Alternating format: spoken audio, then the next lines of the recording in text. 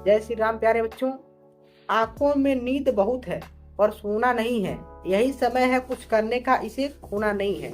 चलिए प्यारे बच्चों, हम अपने इस चैप्टर को शुरू करते हैं।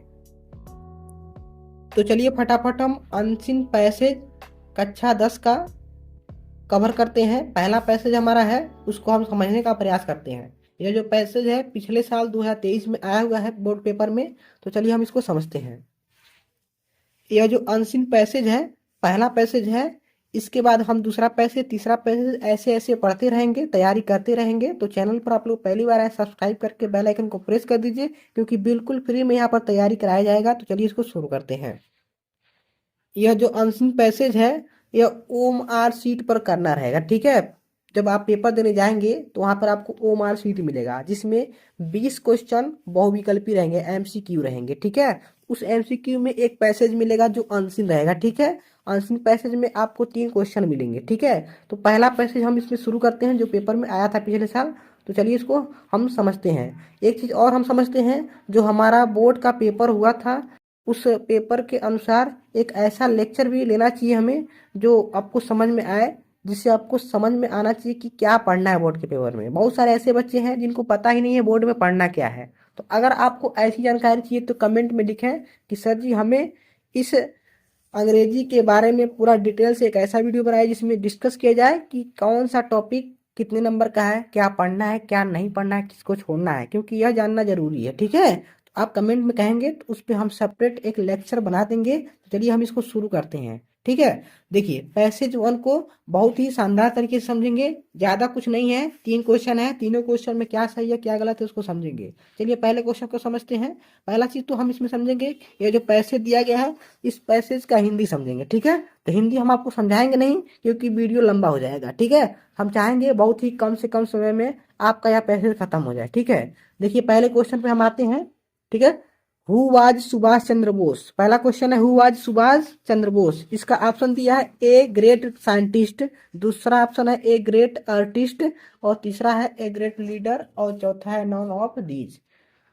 तो इसका राइट आंसर हमारा क्या होगा?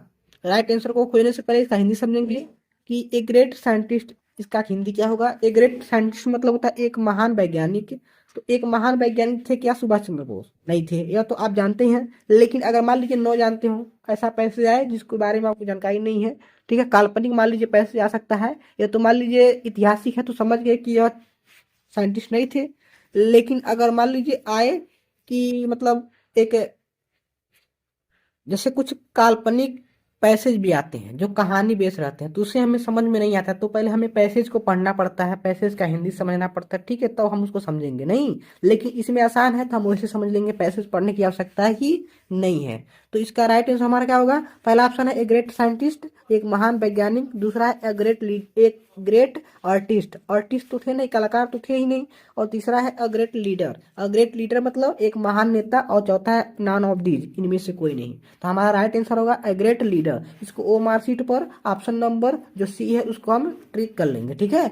आगे देखते हैं अगले क्वेश्चन को। Give me blood and I will give you freedom, whose statement is this.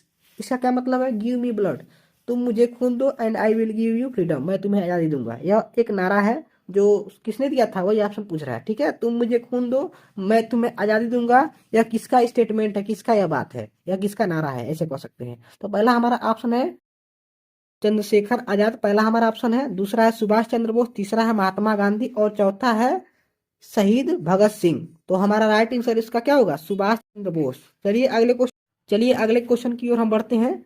हमारा अगला क्वेश्चन है Indian national army was organised by, Indian national एक आर्मी था जो किसके द्वारा ऑर्गेनाइज किया गया था, मतलब बनाया गया था, किसके द्वारा तैयार किया गया था? तो इसका ऑप्शन है पंडित जवाहरलाल नेहरू, दूसरा है सरदार पटेल, तीसरा है सुभाष चंद्र बोस, और चौथा है जनरल करियप्पा, ठीक है। चौथा ऑप्शन क्या है? जनरल करियप्पा। तो यह तो चौथा होगा नहीं, और पंडित जवाहरलाल नेहरू थे नहीं, सरदार पटेल थे ही नहीं। तो हमारा यह जो पैसेज है किसके बारे में? सुभाष चंद्र बोस के बारे में, इसलिए इसका राइट आंसर क्या होगा? सुभाष चंद्र बोस होगा। यहाँ पर आप देख सकते हैं ओमार शीट यहाँ पर दिया भी गया है इस किताब में, ठीक है। यह किताब बहुत ही शानदार है, इस किताब को आप परचेज करके देख सकते हैं। चैनल पर बने रहिए, अगला टॉपिक जो है पैसेज नंबर 2 कल लेकर आएंगे, तब तक अपना तैयारी करते रहिए, ठीक है।